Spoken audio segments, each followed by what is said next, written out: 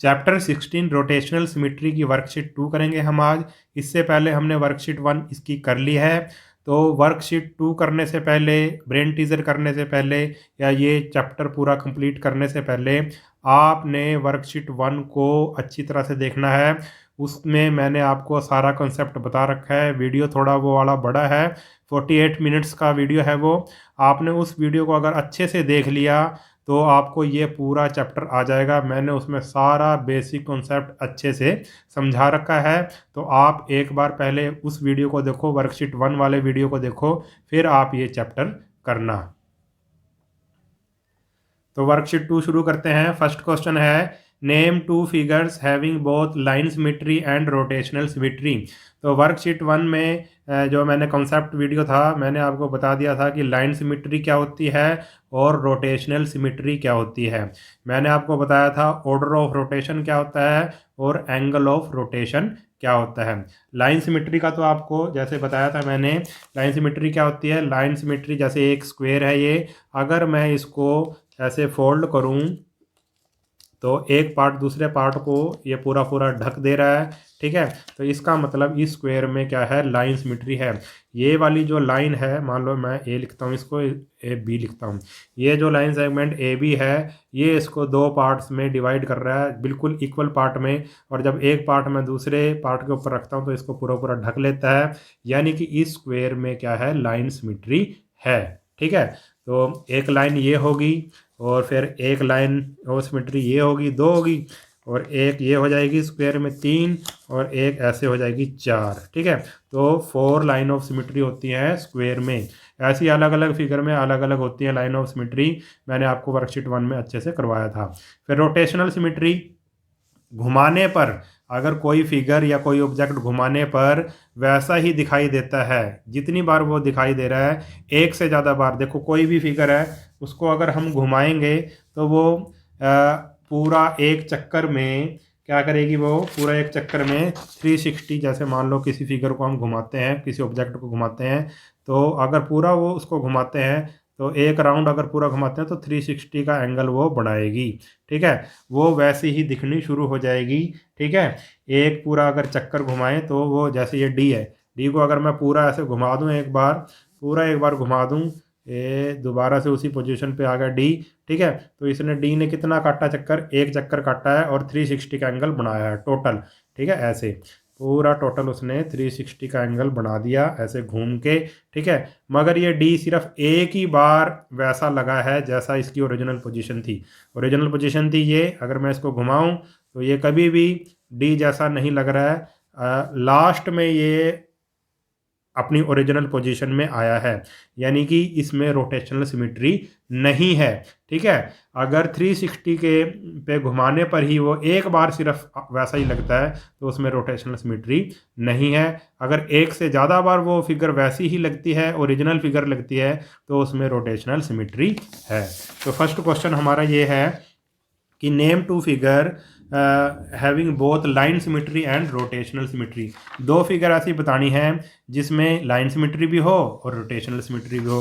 तो हम कह सकते हैं भाई ये स्क्वायर है, स्क्वायर इसका आंसर हो सकता है स्क्वायर, क्योंकि स्क्वायर में क्या होती है भाई, लाइन सिमेट्री भी होती है, ठीक है। स्क्वायर में लाइन सिमेट्री भी होती है और रोटेशनल सिमेट्री भी होती है। इसकी अगर स्क्वायर को, हम किसी स्क्वायर को घुमाते हैं तो वो 4 बार वैसा ही लगेगा घुमाने से। 360 के एंगल तक घुमाते हैं अगर उसको, तो 90 के एंगल पे वो वैसे ही लगेगा स्क्वायर, फिर दोबारा से 180 के एंगल पे, फिर 270, और फिर 360 के एंगल पे स्क्वायर वैसा ही लगेगा। तो 4 बार घुमाने से वैसे ही लगेगा। तो इसमें लाइन सिमेट्री भी है और क्या है, रोटेशनल सिमेट्री भी है। और दूसरा क्या है, एक फिगर तो स्क्वायर होगी, दूसरी फिगर क्या कह सकते हैं हम, या तो आप कह लो इक्विलेटरल ट्रायंगल कह लो, इक्विलेटरल ट्रायंगल, ठीक है।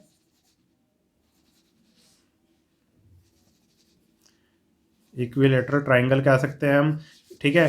या फिर रेक्टेंगल भी कह सकते हैं। रेक्टेंगल में भी क्या होती है भाई, रेक्टेंगल में लाइन सिमेट्री भी होती है और रोटेशनल सिमेट्री भी होती है। रेक्टेंगल में भी, रेक्टेंगल भी इसका आंसर हो सकता है, इक्विलेटरल ट्रायंगल भी उसका आंसर हो सकता है। रेक्टेंगल को अगर हम घुमाएंगे 360 तक तो रास्ते में वो 2 बार रेक्टेंगल जैसा ही लगेगा, इस पर फिट हो जाएगा। आगे मैं एक्सपेरिमेंट करके दिखाऊंगा आपको, प्रैक्टिकल इसका करके दिखाऊंगा कि कैसे। ठीक है, ऐसे ही इक्विलेटरल ट्रायंगल में भी, ठीक है, तो इसको घुमाएंगे तो इसमें क्या होती है भाई, इसमें लाइन सिमेट्री भी होती है और रोटेशनल सिमेट्री भी होती है। इसको घुमाएंगे तो 3 बार ये ट्राइंगल वैसी ही लगेगी। ठीक है, 360 तक अगर घुमाते हैं तो रास्ते में वो 3 बार ऐसा पॉइंट आएंगे जब वो वैसी ही लगेगी, ओरिजिनल फिगर जैसी लगेगी। ठीक है, तो इसका एंगल बनेगा 120 डिग्री पर, घुमाने पर 3 बार 120 120 120 घुमाएंगे तो ये फिगर वैसी ही लगेगी। तो इसका आंसर क्या हो सकता है, ऐसी 2 फिगर कहा था उसने, तो आप स्क्वायर कह सकते हैं जिसमें लाइन सिमेट्री और रोटेशन सिमेट्री है, और फिर क्या कह सकते हैं स्क्वायर के अलावा, रेक्टेंगल कह सकते हैं, इक्विलेटरल ट्रायंगल कह सकते हैं, और भी ऐसी फिगर हैं जिसमें होती हैं। तो अब दूसरा क्वेश्चन आ गया, make cut outs of the shapes given in column 1 and complete the given table. ये बहुत इंपॉर्टेंट है और आपने ये क्वेश्चन अपने आप करना है। मैं बता रहा हूँ, वैसे तो मैं बता रहा हूँ आपको करना कैसे है, मगर आपने इसका प्रैक्टिकल खुद करना है तो आपको बिल्कुल अच्छे से ये समझ में आ जाएगा। अब हमने कटआउट बनाने हैं। ठीक है, किसी कार्डबोर्ड या गत्ते ले लो आप और उसका कटआउट बनाना है। मैंने बना रखा है कटआउट, आपको दिखाता हूँ कैसे। ठीक है, और इसको भरना है आपने। जैसे स्क्वायर है, एक स्क्वायर बनाओ, गत्ते का एक स्क्वायर बनाओ, फिर उसका देखो ऑर्डर ऑफ रोटेशन क्या है और फिर एंगल ऑफ रोटेशन क्या है। ऑर्डर ऑफ रोटेशन का मतलब घुमाने पर वो स्क्वायर, टर्न करने पर वो स्क्वायर कितनी बार स्क्वायर के ऊपर फिट हो जाता है, वो उसका ऑर्डर ऑफ रोटेशन है। कितनी बार, 1 बार 2 बार 3 बार या 4 बार। ठीक है, और एंगल ऑफ रोटेशन कितने एंगल पे घुमाने पर वो स्क्वायर ओरिजिनल स्क्वायर जैसा लगता है। ठीक है, वो क्या आ गया, एंगल ऑफ रोटेशन। अभी हम करते हैं इस क्वेश्चन को, दिखाता हूँ मैं कैसे। जैसे ये हमने ले लिया एक स्क्वायर, ठीक है, इस पे बना लिया, कागज़ पे बना लिया, और ये है कटआउट, गत्ते का बना लिया हमने, और इसको ऐसे इसके ऊपर ऐसे रख दिया हमने। तो इसने इसको पूरा पूरा, आप देख रहे हो कि इसने इसको पूरा पूरा ढक रखा है, क्योंकि ये यही स्क्वायर है, सेम है। अब मैं इसको अगर घुमाऊँ तो हम सबसे पहले ये देखेंगे ऑर्डर ऑफ रोटेशन क्या है, कितनी बार ये घुमाने पर। अब मैंने यहाँ पे रख दी इसके, ये इसके पेंसिल रख दी इसके बिल्कुल। अब मैं इसको घुमाना शुरू करूँगा और देखूँगा कि कितनी बार। मैंने यहाँ पे 1 लिख दिया और इस कोने पे भी 1 लिख दिया। ठीक है, जब ये 1 1 के ऊपर आ जाएगा, एक टर्न पूरा हो जाएगा, यानी कि 360 ये पूरा घूम जाएगा। तो घुमाना शुरू करते हैं।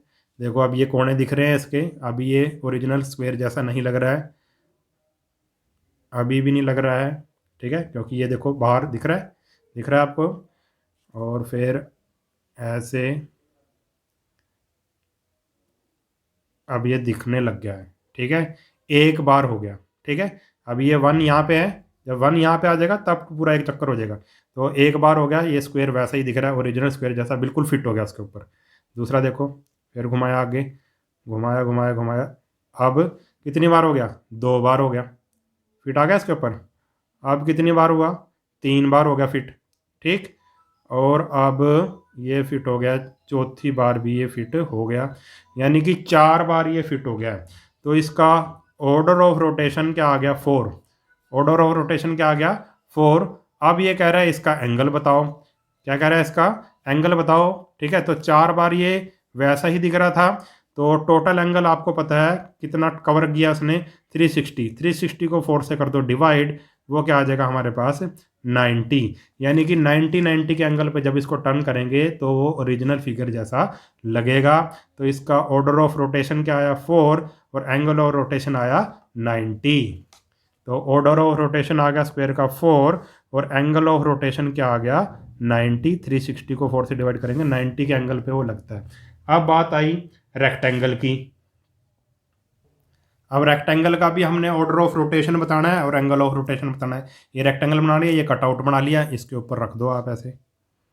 ठीक है, जैसे हमने स्क्वायर का रखा था, और यहाँ पे रखो आप ऐसे पेंसिल मिलके, इसके जहाँ पे ये कट कर रहा है आपस में, इसके डायगोनल, इसका मिड पॉइंट। अब घुमाना शुरू करो। ये मैंने 1 लिख दिया यहाँ पे आप लिख दो 1, और यहाँ पे भी लिख दिया मैंने ऐसे, यहाँ पे भी 1 लिख दिया, यहाँ पे भी 1 लिख। जब ये 1 घूम के, ये 1 घूम के इसी 1 के ऊपर आ जाएगा तो एक राउंड पूरा हो जाएगा। अब देखो,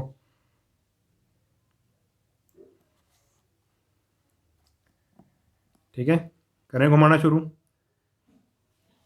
अभी फिट नहीं हुआ स्क्वेयर रेक्टेंगल के ऊपर, अभी भी फिट नहीं हुआ, अभी भी फिट नहीं हुआ, अभी भी फिट नहीं हुआ। अब फिट ये हो जाएगा, ये थोड़ा सा हिल रहा है, अब ये फिट हो जाएगा। तो अभी ये वन यहाँ पे है, ये वन जब यहाँ पे आएगा तब एक राउंड पूरा हो जाएगा। तो एक बार हो चुका है फिट। फिर ऐसे ही आगे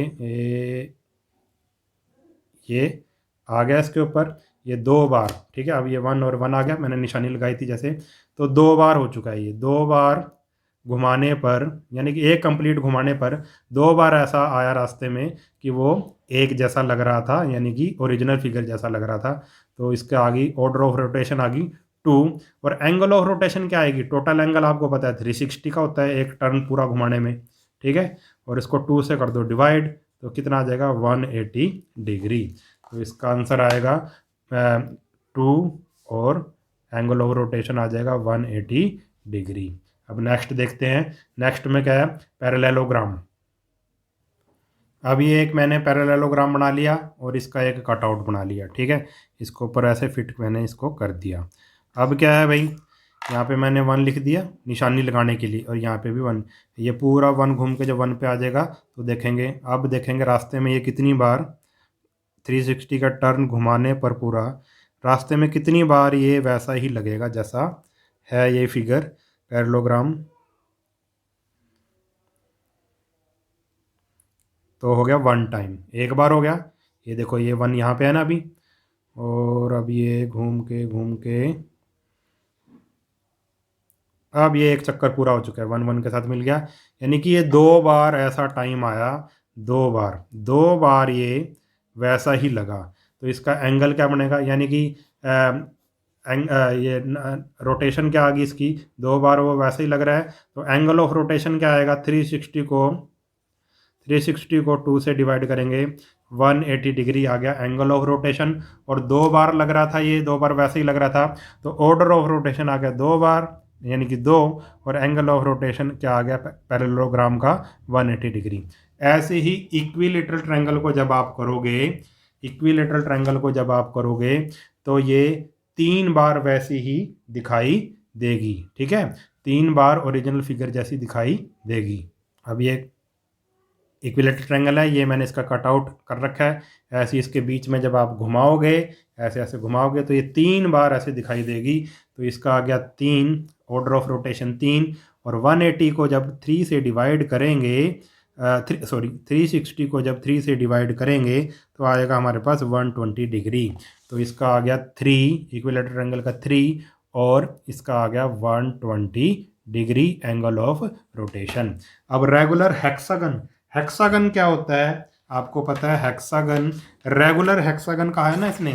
तो हेक्सागन का मतलब है कि ऐसी 1 2 3 4 5 एंड 6 ऐसी फिगर है। ऐसा कटआउट बनाना, जब इसको आप रख के ऐसे घुमाओगे तो इसकी, क्योंकि ये रेगुलर हेक्सागन है इसलिए इसके सभी एंगल इक्वल हैं और सभी साइड्स इक्वल हैं। जितनी साइड होंगी इसकी उतनी ही इसकी ऑर्डर ऑफ रोटेशन होगी। तो इसकी 6 साइड हैं तो इसकी 6 ऑर्डर ऑफ रोटेशन होगा, ठीक है। 6 बार वो वैसा ही लगेगा जैसा है ये ओरिजिनल घुमाने पर।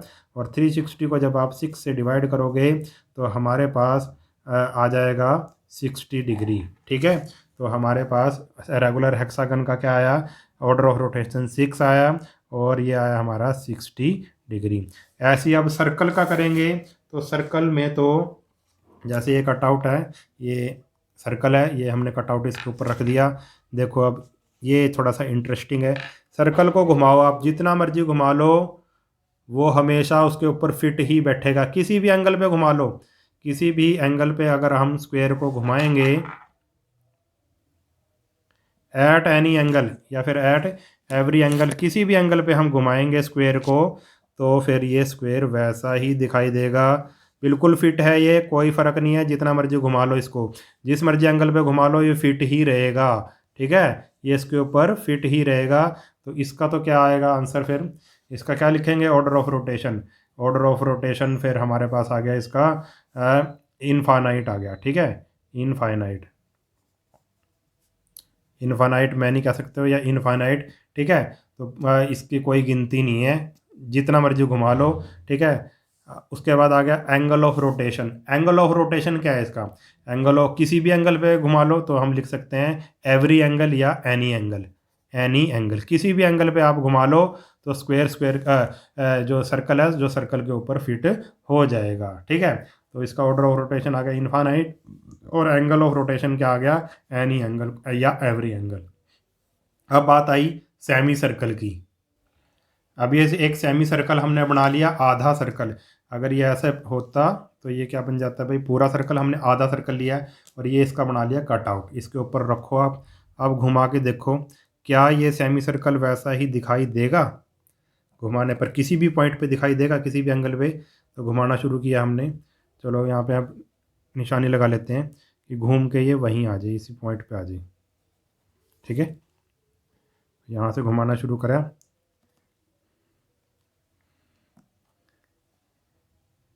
ठीक है। घुमाना शुरू किया, नहीं दिखाई दे रहा है।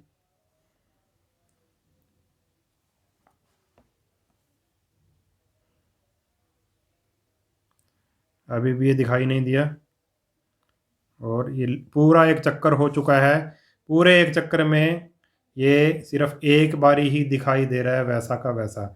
जब इसको घुमाया तो इसने पूरा एक चक्कर काट लिया, मगर कभी भी ये दिखाई नहीं दिया उस ओरिजिनल फिगर जैसा। लास्ट में ही ये दिखाई दे रहा है, यानी कि 360 का एंगल पूरा इसने ले लिया, ठीक है, तब ये दिखाई दे रहा है, ठीक है। तो सेमी सर्कल का ऑर्डर ऑफ रोटेशन क्या आ गया?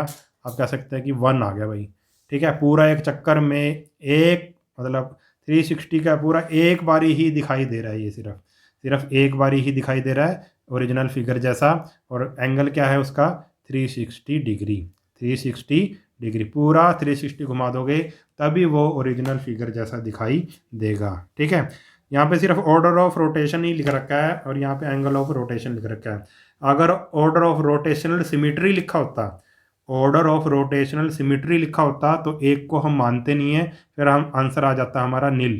क्या आ जाता? नील, कि सेमी सर्कल में कोई भी ऑर्डर ऑफ रोटेशनल सिमिट्री नहीं है।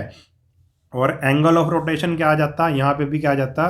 नील, क्योंकि जब ऑर्डर ऑफ रोटेशनल सिमिट्री तभी होता, ऑर्डर ऑफ रोटेशनल सिमिट्री तभी होता जब एक से ज़्यादा बार वो ओरिजिनल जो फिगर है उसके जैसा लगता, ठीक है। तो इसने हमने पूछा था ऑर्डर ऑफ रोटेशन क्या है, इसका एक बारी ही वैसा लग रहा है वो जैसा ओरिजिनल फिगर है, और 360 के एंगल पे लग रहा है, जब पूरा घूम जाएगा तब लग रहा है। अगर वो पूछ लेता ऑर्डर ऑफ रोटेशनल सिमिट्री पूछ लेता क्या है इसकी, तो हम कहते हैं नील, क्योंकि एक से ज़्यादा होनी चाहिए, ठीक है। और एंगल भी क्या आ जाता है इसका? नील, किसी भी एंगल पे वो वैसा नहीं लग रहा है कि दो से ज़्यादा, मतलब एक से ज़्यादा बार नहीं लग रहा है।